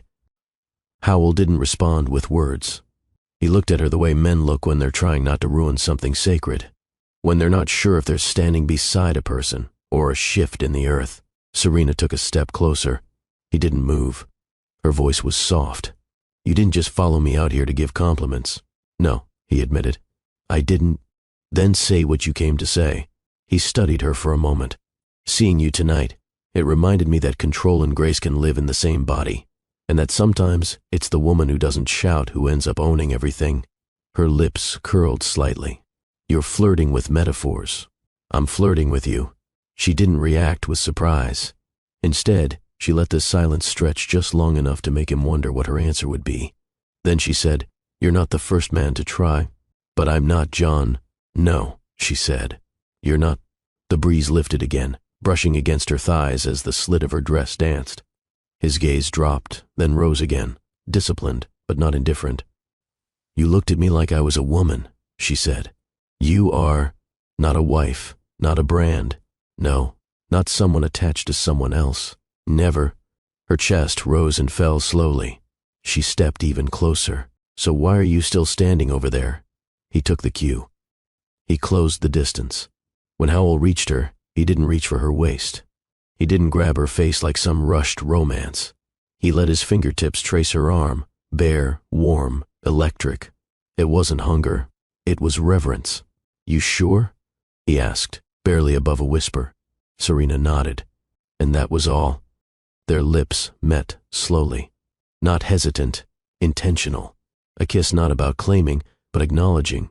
Like the world had tilted, and they were the only ones standing level. Her hands moved to his chest, fingers grazing the lapel of his jacket, then sliding beneath. His breath caught, sharp and deep. "You feel like certainty," he murmured. She smiled against his mouth. "I am." He guided her backward, toward the shaded corner of the terrace. She didn't resist. The city lights flickered behind her like applause. Her back met the glass, cool against her skin, a contrast to the heat pulsing through her. He kissed down her jawline, then to the curve of her neck, tasting her pulse. Her hand found the back of his neck, holding him there, guiding him lower. The straps of her gown loosened. She didn't flinch. She didn't blush. Her body was no longer a secret, even in the dark. The red dress slid from her shoulders, pooling at her waist. She stood in heels and lace, head tilted back, throat exposed to the stars. His lips found the top of her chest, then her collarbone, then lower. He dropped to his knees, his hands on her hips, his mouth worshiping her the way John never did. No hurry, no guilt, just adoration. Serena's hand found the railing behind her as her legs began to tremble. Not from nerves, from freedom. Her moan was low, tight, genuine. It echoed faintly off the concrete walls and disappeared into the skyline. Howell rose again, his face flushed, his eyes on fire. "You're shaking," he whispered. "I've waited a long time to feel this. Then let me help you remember." He kissed her again, this time deeper, more urgent. Their bodies pressed together, heat meeting heat, breath meeting breath. She wrapped her arms around his shoulders, pulling him in, owning the moment. No shame, no regret. Just two people under the moonlight, one rediscovering, the other revering. Her body melted against him, and when his hands slid under the lace, when her back arched against the cool glass, when her breath broke in his ear, it wasn't about him. It was about her. After they stood in silence, her head against his chest, his arms wrapped loosely around her waist. She looked up. "I'm not yours," she said. "I know. This wasn't a beginning. I didn't ask for one." She reached down, pulled her gown back up, smoothing it down her hips with ease. Then she faced him one last time. "Thank you," she said. "For what?" "For reminding me what it feels like to be chosen, without being owned." Howell leaned in, pressed a final kiss to her cheek, and stepped back. Serena walked away. Not rushed, not shaken, only stronger. And when she re-entered the ballroom, not one strand of hair was out of place. The ballroom buzzed with new energy the moment Serena stepped back inside. She didn't announce herself. She didn't need to. Her glow did the talking. The flush in her cheeks, the confident sway in her step, the faint smudge on her lipstick that she didn't bother fixing. It wasn't messy. It was deliberate. A message. Serena Woods was no longer waiting to be noticed. She was impossible to ignore. The crowd adjusted to her presence as if she were gravity. Conversation slowed. Heads tilted. Whispers picked up again, but this time they weren't speculative. They were reverent. "Did you see her with Howell?" She walked out glowing and came back shining. "She's different now, like she knows something we don't." Serena moved through the room, offering gentle nods to people she used to walk past invisibly. She smiled, not too much, not too little, just enough to remind them she had arrived on her own terms. Rousey, sitting alone near the silent auction table, looked up and nearly dropped her wineglass. Serena didn't stop. She walked past her like she was just another decoration, pleasant, inoffensive, and entirely forgettable. Rousey opened her mouth to speak but thought better of it. Because what could she say? There was nothing to compete with. Serena had already won, without a contest. At the far end of the ballroom, John remained posted by the bar, his drink untouched, his eyes locked on the woman he thought he had tucked away for good. She didn't spare him a glance. That was what hurt the most. Not the divorce, not the affair, not even the public unraveling of the persona he built. It was the silence, the void where her attention used to be, and the terrifying realization that her absence made him smaller. Serena returned to the partners' table and sat gracefully beside Howell, who had just re-entered from another entrance. He was composed, relaxed, but his gaze flicked to her with something between pride and admiration. He said nothing, and that was perfect. There was nothing that needed to be said. Dinner service resumed, but no one paid attention to the food. Every eye in the room kept drifting back to her. She laughed softly at a joke made by the managing director of one of Woods Global's partner firms. She crossed her legs and leaned in during conversation. She mentioned her upcoming design firm, subtly, never bragging. "You're starting your own brand?" the woman asked. Serena smiled. "It's been a long time coming." The table nodded in collective approval. Even Howell added, "If her eye for design is anything like her eye for presence, I'd invest without seeing a pitch." Laughter, genuine, warm, the sound of people aligning themselves with power. And Serena knew. This wasn't the peak. This was the reintroduction. She hadn't even started yet.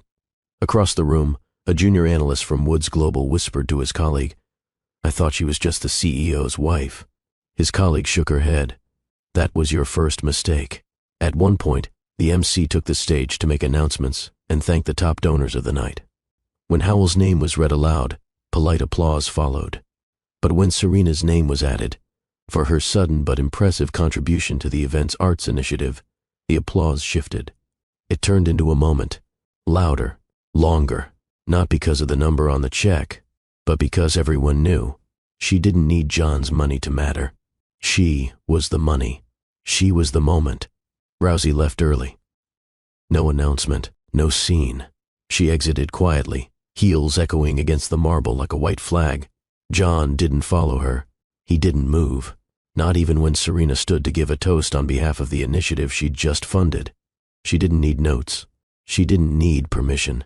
She lifted her glass and said, "To every woman who's ever been told she was too much, too bold, too visible, too complicated. Tonight, I want to say, stay too much. The world will catch up." Thunderous applause. Standing ovation. John still didn't move. When the night ended, Serena stepped out into the cool air. Her driver pulled up in silence. She opened the door, but before stepping inside, she turned to Howell. "Thank you," she said. "For what?" "For not standing in my way." He nodded. "You didn't need anyone to move. You just needed to remember you could walk through them." She smiled and slid into the car. As the door shut and the vehicle pulled away, she looked back only once, not to see what she'd left behind, but to confirm that she wasn't going back. The scent of fresh ground coffee filled the penthouse kitchen. Sunlight streamed in through floor-to-ceiling windows, catching the edges of a satin robe as Serena moved gracefully across the tile. Her feet were bare. Her hair was loose. Her expression? Unbothered. She poured the coffee slowly. One sugar, no cream. Outside, the city stirred. Inside, everything was still, except for her pulse, which remained steady. She wore power like silk now, soft to touch, impossible to tear. The front door slammed. Footsteps, quick, uneven. Then his voice. "Serena." She didn't flinch. She didn't turn. She took a slow sip. John burst into the kitchen, his face flushed, breath short, tie askew. His eyes were bloodshot, not from tears but from disbelief. "You embarrassed me in front of everyone." Serena finally looked up, mug still in hand. "Good morning. You think this is funny?" "No," she said calmly. "I think it's overdue." He pounded a fist on the marble island. "You set me up. I set myself free. You showed up at my event like some She raised a brow. Careful. Finish that sentence and you won't like who you become. John stared at her, then began pacing, running a hand through his hair. You don't get to just walk in like that, with that dress, with Howell, making speeches. I didn't ask for permission. That's the problem. No, she said. The problem was that I used to. He turned to her, jaw clenched. You want a divorce? It's already filed. You think you're going to take half of this? He gestured around the room. This is my empire. Her smile was cold. Controlled. Correction. This is our asset pool. The courts will sort it out. You've lost your mind. No, she said, sipping again. I've just stopped pretending you were the only one with one. Dara and Dora's laughter echoed faintly from their room down the hall. Serena tilted her head, voice softer now. Keep your voice down. Don't tell me how to speak in my own house. Serena's tone never changed. It's not going to be your house for long.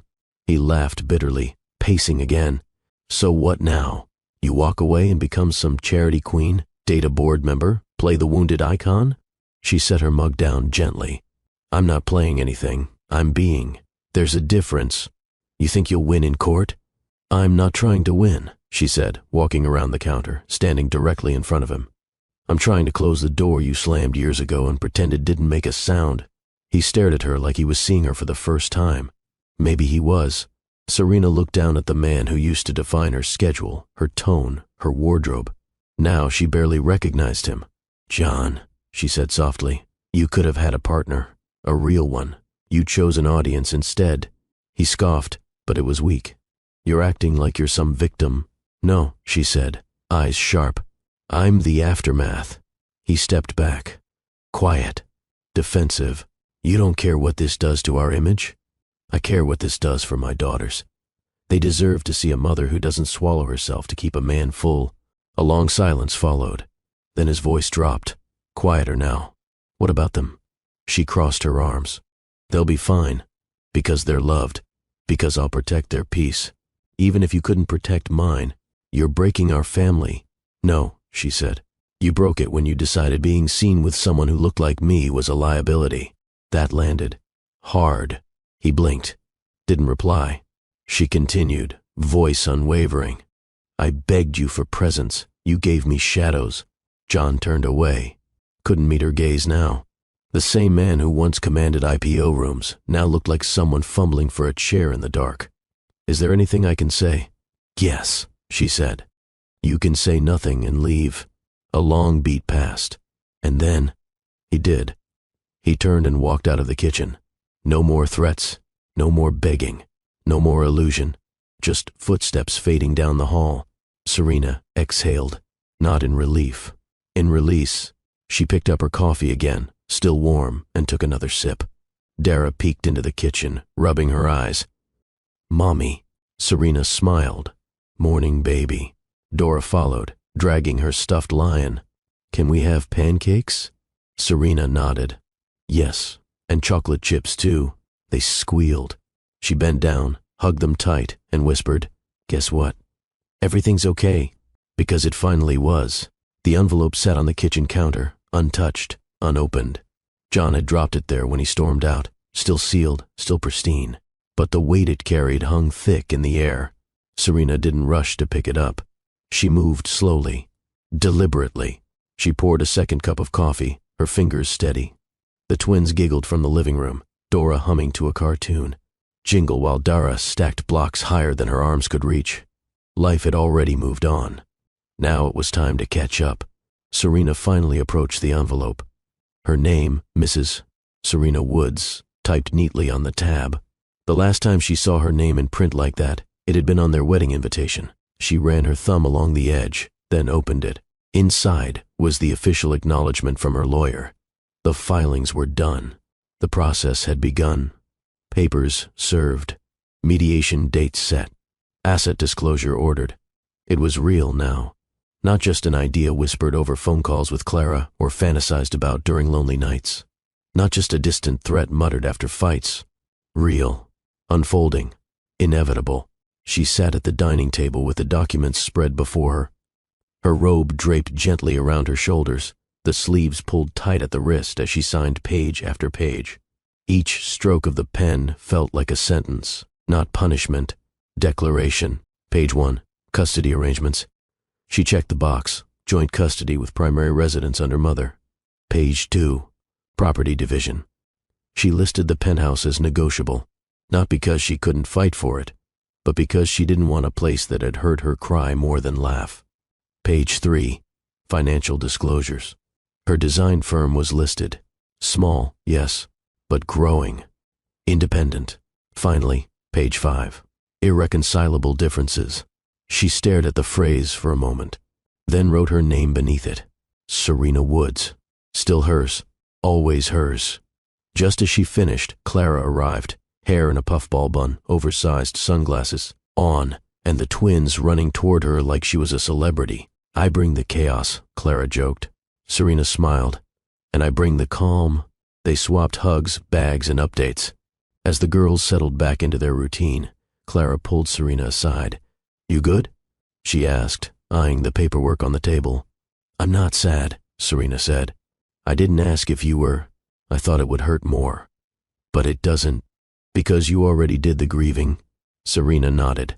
And now, I'm signing the resurrection. They sat for a few minutes while the girls colored on the floor nearby. Clara sipped tea and pointed at the final page. Once you send that back, there's no more wondering. That's the point. No loopholes. No second guessing. No more waiting for him to see you. Serena looked over at Dara and Dora, two beautiful reasons to never return to silence. I don't need him to see me. I need them to. Later that afternoon, Serena walked to the nearest express courier service and handed over the sealed manila envelope with a straight face and a clear mind. Priority delivery, she told the clerk. Same day? Same life. The woman blinked, then nodded. Absolutely. As Serena stepped out onto the street, she felt it. Not a breeze, not a chill. A shift, like the city had subtly rearranged itself to make room for her. Not as someone's wife, not as someone's afterthought, but as Serena Woods, fully awake, fully whole. It was just after 7 p.m. when the living room erupted with giggles. Serena leaned against the kitchen doorway, barefoot in matching silk pajamas with Dara and Dora, watching them dance around the rug like they owned the universe. Music played from the Bluetooth speaker, some cheerful pop song they loved. Crayons and coloring books were scattered across the coffee table. A glittery sticker clung to her thigh, courtesy of Dora. And it was perfect. Mommy, spin with us, Dara called. Serena didn't hesitate. She walked to the center of the room, took both their hands, and spun slowly. They squealed, little feet tapping on the hardwood, arms stretched wide, the room full of tiny chaos and unmatched joy. Serena laughed, a sound she hadn't heard from herself in a long time. Not a chuckle, not a polite exhale, a full, belly-deep laugh. They all collapsed onto the oversized couch, breathless. Dora curled into her left side. Dara leaned on her right. Serena looked down at them, one hand brushing through Dora's curls. You know what I realized today? She asked. What? Dara whispered. That my strength doesn't make me hard. What's that mean? Dora asked, eyes blinking sleepily. It means I can love you and still love myself. I can protect you without disappearing. I can be gentle and powerful, both. Dara nodded like she understood everything. And maybe she did. Their eyelids drooped fast. Serena didn't carry them to bed. She let them sleep on the couch, curled up in blankets, their little hands still tangled in hers. She watched them for a long time. They were the only people who had never asked her to shrink. Her phone buzzed beside her. A text from her attorney, confirmation, papers received by opposing counsel. She stared at the screen, then turned it face down. It was done. No more waiting for John to change. No more watching the door for apologies. No more second chances. Now, it was all forward. The apartment was quiet, except for the soft breathing of her girls and the slow hum of the city outside. Lights twinkled in the distance. Somewhere, parties were happening. Dinners being served. Deals being made. And here, a woman sat in pajamas with glitter on her leg, hair in a bun, the scent of cocoa butter on her skin, and 2 children snuggled under each arm. And she had never felt more powerful. She rose carefully, laying the girls down properly with their favorite blankets and whispering soft goodnights. Then she padded to the kitchen. pulled out her laptop, opened a blank document, typed in the name of her business at the top, Woods and Woven, Interior Concepts. She stared at it for a beat, then smiled, not because of the name, because for the first time in years, it was hers. She started jotting ideas, color schemes, logo sketches, mood boards. Her mind flowed, not because she was trying to prove something, because her creativity had finally been unchained. It poured out of her like water that had waited too long behind a dam. Hours passed, and when she finally shut the laptop, the sky outside had turned navy blue. She stretched, walked to her bedroom, and stood in front of the mirror. No makeup, no heels, no gown, just her, skin soft, eyes bright, hair messy, body at ease. She smiled at the reflection. "You're doing it." She didn't need to say more. Back in the hallway, she checked on the twins once more. Still asleep, faces peaceful. She leaned down, kissed Dara's forehead, then Dora's, then whispered into the night, "I'm not just your mother, I'm your example." As she climbed into bed, pulling the covers over her body, she thought about everything she'd lost, then everything she'd reclaimed. And then she thought, maybe none of it was lost. Maybe it was just waiting for this version of her, the one in pajamas, surrounded by love, owning peace. The penthouse was everything the old house had never been, open, luminous, and full of air that didn't taste like control. Floor-to-ceiling windows framed the Manhattan skyline in sharp, unapologetic clarity. Marble floors stretched beneath Serena's bare feet as she walked slowly through the wide hallway, the twins trailing behind her, still in their matching bunny slippers. It wasn't just a new address. It was a statement. A woman reborn does not return to the shadows. Dara ran ahead first. "Is this our new castle?" Serena laughed. "Something like that." Dora spun in the living room. "Do we get to jump on the couch?" Serena gave them a mock stern look. "Only on Saturdays. And only after pancakes." The girls squealed, already plotting. Serena walked toward the kitchen island. A tall bouquet of lilies greeted her. Next to it, a white envelope embossed with gold. She opened it. A simple handwritten note. "Welcome home. H." She knew who it was from. Howell hadn't visited since the gala night, but not because of absence, because of restraint. He sent flowers, messages, doors of opportunity, and he didn't press. That made it harder to ignore the pull. But Serena wasn't in a hurry. She was building more than just a life. She was building a foundation, one that wouldn't collapse under someone else's insecurity again. She walked into the bedroom, her bedroom, and ran her hand across the new linen sheets. No ghosts, no memory of shouting from the stairs, no perfume that wasn't hers on the pillows, just peace and ambition. The design firm launched within a month. Woods and Woven opened its first office suite in Tribeca, small but elegant, the kind of place with exposed brick and warm wood that told clients luxury doesn't shout, it whispers with confidence. Serena hired 3 women, all mothers, all survivors of past versions of themselves. They met in the mornings with black coffee and red lipstick. They designed interiors that held meaning, homes that made women feel seen. She took on her first major client that same week, Howell. "I want a total renovation," he said during their consultation, seated across from her at the firm. "Of your penthouse?" Serena asked, raising an eyebrow. He smiled. "Of my life." She didn't flinch. "We only handle spaces." "Start there," he said, his gaze steady.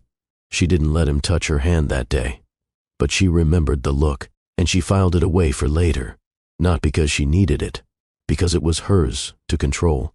At night she came home to giggles and bedtime stories.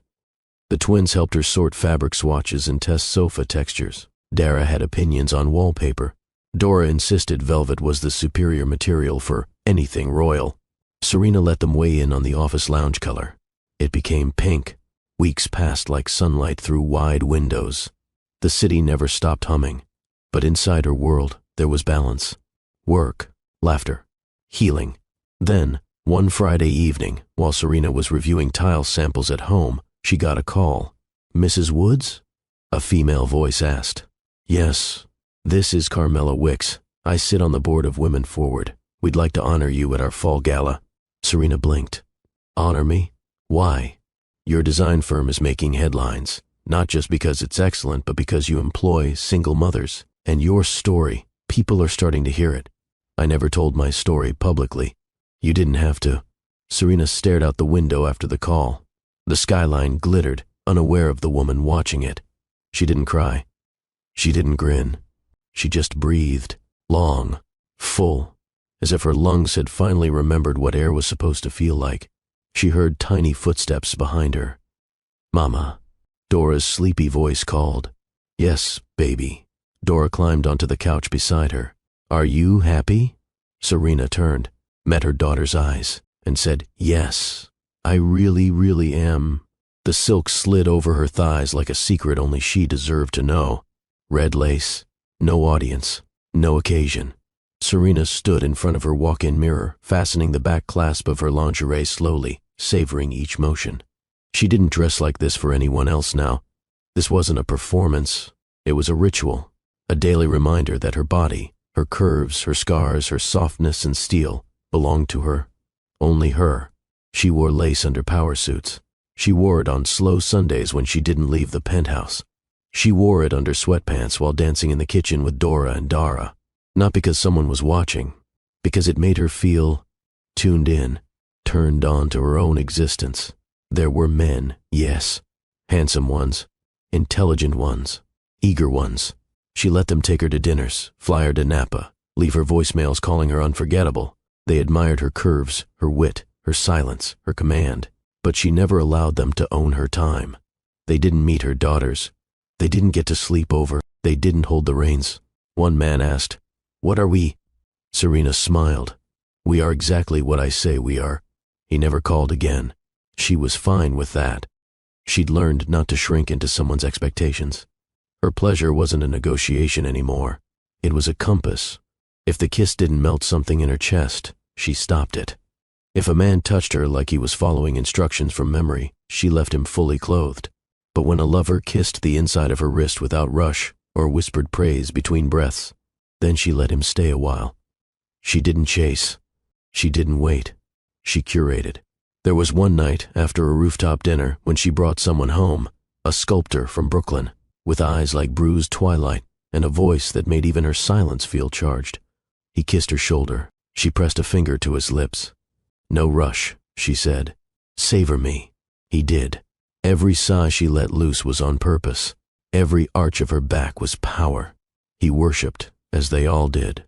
But when morning came, he was gone, and her coffee was hot, and the day unfolded without ache. Because he wasn't the point.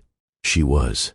Serena learned to love mirrors again, not for validation, but for clarity. She looked and saw a woman no longer seeking approval from suits and gala crowds. She had become her own applause. On her vanity she kept a tray of lipsticks, Deep Berry, Classic Nude, and her favorite, Vengeance Red. She wore it the night she signed the lease for her second office location. She wore it when she dropped off Dora and Dara in matching coats and waved goodbye to their teachers with the smile of a woman who'd survived ruin and rebuilt herself into elegance. One Sunday, Clara came by with wine. "You always look like you're headed to seduce a billionaire," Clara teased. Serena laughed. "That's because I'm seducing myself." They clinked glasses. Clara paused, eyes soft. "You're glowing, Serena. Really glowing. Like, it's coming from the inside." Serena tilted her head. "That's what happens when you stop letting shame choose your wardrobe." She didn't wear lingerie to be desired. She wore it because desire lived in her bones now.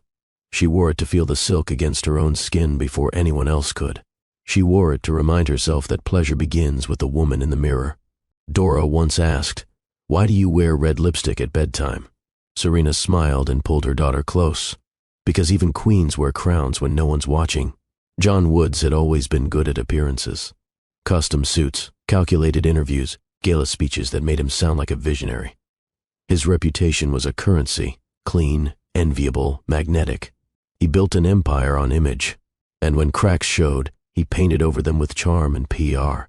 But this time, there wasn't enough paint in the world. It started the Monday after the gala. Photos of Serena in red had flooded social media like wildfire. No hashtags needed. Her entrance had spoken louder than any campaign. Who's that? CEO's hidden wife stuns Manhattan elite. The real Mrs. Woods. Why was she erased? Then the whispers turned to facts. She wasn't just a stranger in a red dress. She was the wife, the mother of his children, the woman he'd kept hidden in a penthouse while parading a blonde mistress on red carpets and charity stages. John tried to stay ahead of it. His publicist sent statements. "This is a private matter. The Woods family asks for respect during this time. Mr. Woods remains committed to his values." But Manhattan wasn't listening, especially not the women. One article went viral. The CEO who hid his black family to protect his image. No names, no direct accusations, but everyone knew. The comments section didn't hold back. He took the phrase, erased from the narrative, literally. If she was blonde and pale, you think she'd be hidden? Married, with twins, and still chose arm candy for the cameras? Trash. You don't come back from this one, Woods. And then Serena spoke. She didn't give a tell-all interview. She posted a photo, a simple image, her daughters dancing barefoot in the living room, their giggles frozen mid-flight. Caption, "There was never anything shameful about us." The internet erupted. Women reposted it. Journalists quoted it. Influencers made videos about it. Serena wasn't just a story. She was a movement, a mirror, a reckoning. And John, he stumbled, badly. He tried to control the narrative. Sat for an interview, stiff in a navy suit, hands clasped too tight. "I made mistakes in how I handled my personal life, but I've always provided for my family, always loved them." The interviewer raised an eyebrow.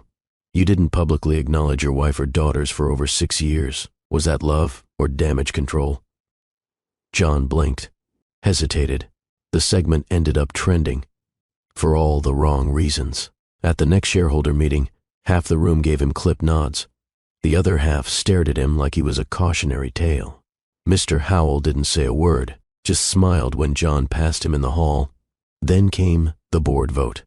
Quiet, efficient, final. John was eased out, given a golden parachute and a whisper of an exit. The company rebranded weeks later, without his name. At home, his days grew smaller. No more early meetings. No more black-tie dinners. The apartment echoed. Rousey had moved on, snapped up by another executive weeks after the fallout. His inbox was full of ignored pitches and politely declined speaking engagements. And Serena? She was everywhere. Magazine covers, panels on womanhood and resilience, guest appearances at charity events, luxury home spreads with her daughters beside her, grinning like light. When asked about John, she simply smiled and said, "I'm focused on what's ahead, not what's behind." It cut deeper than any insult. Once, late at night, John scrolled her Instagram. A reel played, Serena laughing with Dora and Dara, frosting cupcakes, music playing low in the background. It looked like joy. It looked like home, and it was no longer his. He tried to text her.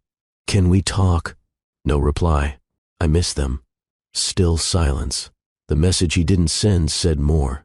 "I thought hiding you would protect me, but losing you revealed who I really am." The board forgot him. The public moved on. But Serena? She became legend. In the world of luxury, beauty, and business, stories were currency. And she was the story now, not the scandal, the comeback, the queen who burned quietly, then lit the sky. The zipper glided up her back with ease. No tug, no resistance. Serena stood still, the rich red fabric hugging every line, every curve, every choice she'd made. The dress hadn't changed, but she had. And somehow, it fit better now than it had the night she stepped into that ballroom. The mirror greeted her without judgment. No shadows, no ghosts, just her. Hair twisted in a soft crown, shoulders squared, a gleam in her eyes that no one had given her. She had forged it alone. The twins burst into the room, breathless from a game of hide-and-seek. Dora skidded to a stop. "Whoa," Dara gasped. "Mommy." Serena turned, hands smoothing down the fabric unconsciously. "You look like magic," Dora whispered. Serena smiled and crouched to their height. "No, baby," she said, brushing a curl from Dara's forehead. "I look like me." The twins beamed, wrapping their little arms around her waist. The satin rippled as they clung to her, leaving fingerprints of love and frosting behind. She didn't flinch, let it wrinkle, let it stain. Perfection had never been her goal. Presence was. She stood again, turning slowly toward the mirror. It wasn't just a dress anymore. It was memory and defiance stitched together. It was the night she stopped shrinking. It was the armor she wore when the world finally saw her. She remembered the moment, standing at the top of the grand staircase, breath steady, heart fierce. The entire ballroom had turned. Gasps, blinks, silence, then whispers that couldn't diminish her stride. John's face had paled. The crowd had parted, and Serena had become unforgettable. Now, months later, she wore it not for shock or spectacle. She wore it because it belonged to her, because magic wasn't in the dress. It was in the woman who dared to walk through fire wearing it. Behind her, Dora twirled in a tulle skirt, giggling. "I want a red dress too." "You will have one," Serena said. "But not yet." "Why not?" "Because it's not about the dress, baby." Dora blinked. "It's about the woman you become when you wear it," Serena said softly. She moved to the window. The city stretched below like a jeweled rug. Once, she had looked out and felt small. Now, she saw territory. Now she saw choice. There had been days when she thought her reflection might betray her. Mornings after John's cold silences. Nights when she'd wept quietly, telling herself to endure a little longer, for the twins, for appearances, for love. But the woman in the mirror now? She wouldn't beg. She wouldn't wait. She wouldn't be hidden. A soft knock came at her bedroom door. Clara peeked in. "Are you wearing it again?" Serena nodded. Clara stepped in and let out a low whistle.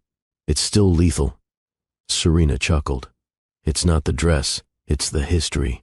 They sat on the edge of the bed, the hem of crimson spilling between them. "You ever think you'd come back to this?" Clara asked. Serena tilted her head. "No. I thought I'd bury it. But you didn't." "No," Serena said, "because it's not about who I was. It's about who I refuse to stop becoming." Later that night, the dress lay draped over a velvet chair, lit by the golden warmth of a nearby lamp. Serena stood in her robe, sipping tea, watching the city pulse. Her phone buzzed. A text from Howell. "Still my favorite color on you." She didn't reply. Didn't need to. She knew. So did he. The twins had fallen asleep curled against her legs earlier, whispering. Stories of princesses and fire dragons, asking if queens ever cried. "Of course they do," Serena had said. "But they never stay broken." She walked to the mirror one last time before bed. No makeup, no heels, just skin and peace. She touched the glass gently, not seeking reassurance, just saying hello. If this story lit a fire in you, if something inside you stirred when Serena zipped up that red dress, if you found yourself holding your breath when she walked into the gala with nothing but dignity on her back and fire in her bones, then don't let that feeling fade. Every woman carries a matchbox. Some were taught never to strike it, to stay quiet, to stay small, to make themselves palatable, pliable, invisible. But Serena's story was never about destruction. It was about illumination. She didn't burn to ruin a man. She burned to return to herself. And you can too. If you've ever been dimmed, if you've ever been told you were too much, too loud, too soft, too emotional, too ambitious, then let this be your reminder. You are never too much for the right life, only too powerful for the wrong one. Let your pain become your blueprint. Let your healing become your revolution. Let your name taste like legacy in your own mouth. Because Serena wasn't the only one hidden. She was just the first to stop apologizing for stepping into the light. Now it's your turn. Wear what makes you feel electric. Say no like it's a full sentence. Love yourself without a disclaimer. And never again let someone else narrate your worth. If you felt seen today, say something. Let your voice join the thousands of others who refuse to stay quiet. Like this video if Serena's journey reminded you of your own. Comment below. What flame are you ready to reclaim? Share this with every woman you know who's standing on the edge of her comeback. And if you haven't subscribed yet, do it now. This is where women rise. This is Love and Twilights. You were never broken. You were becoming. Now light the match.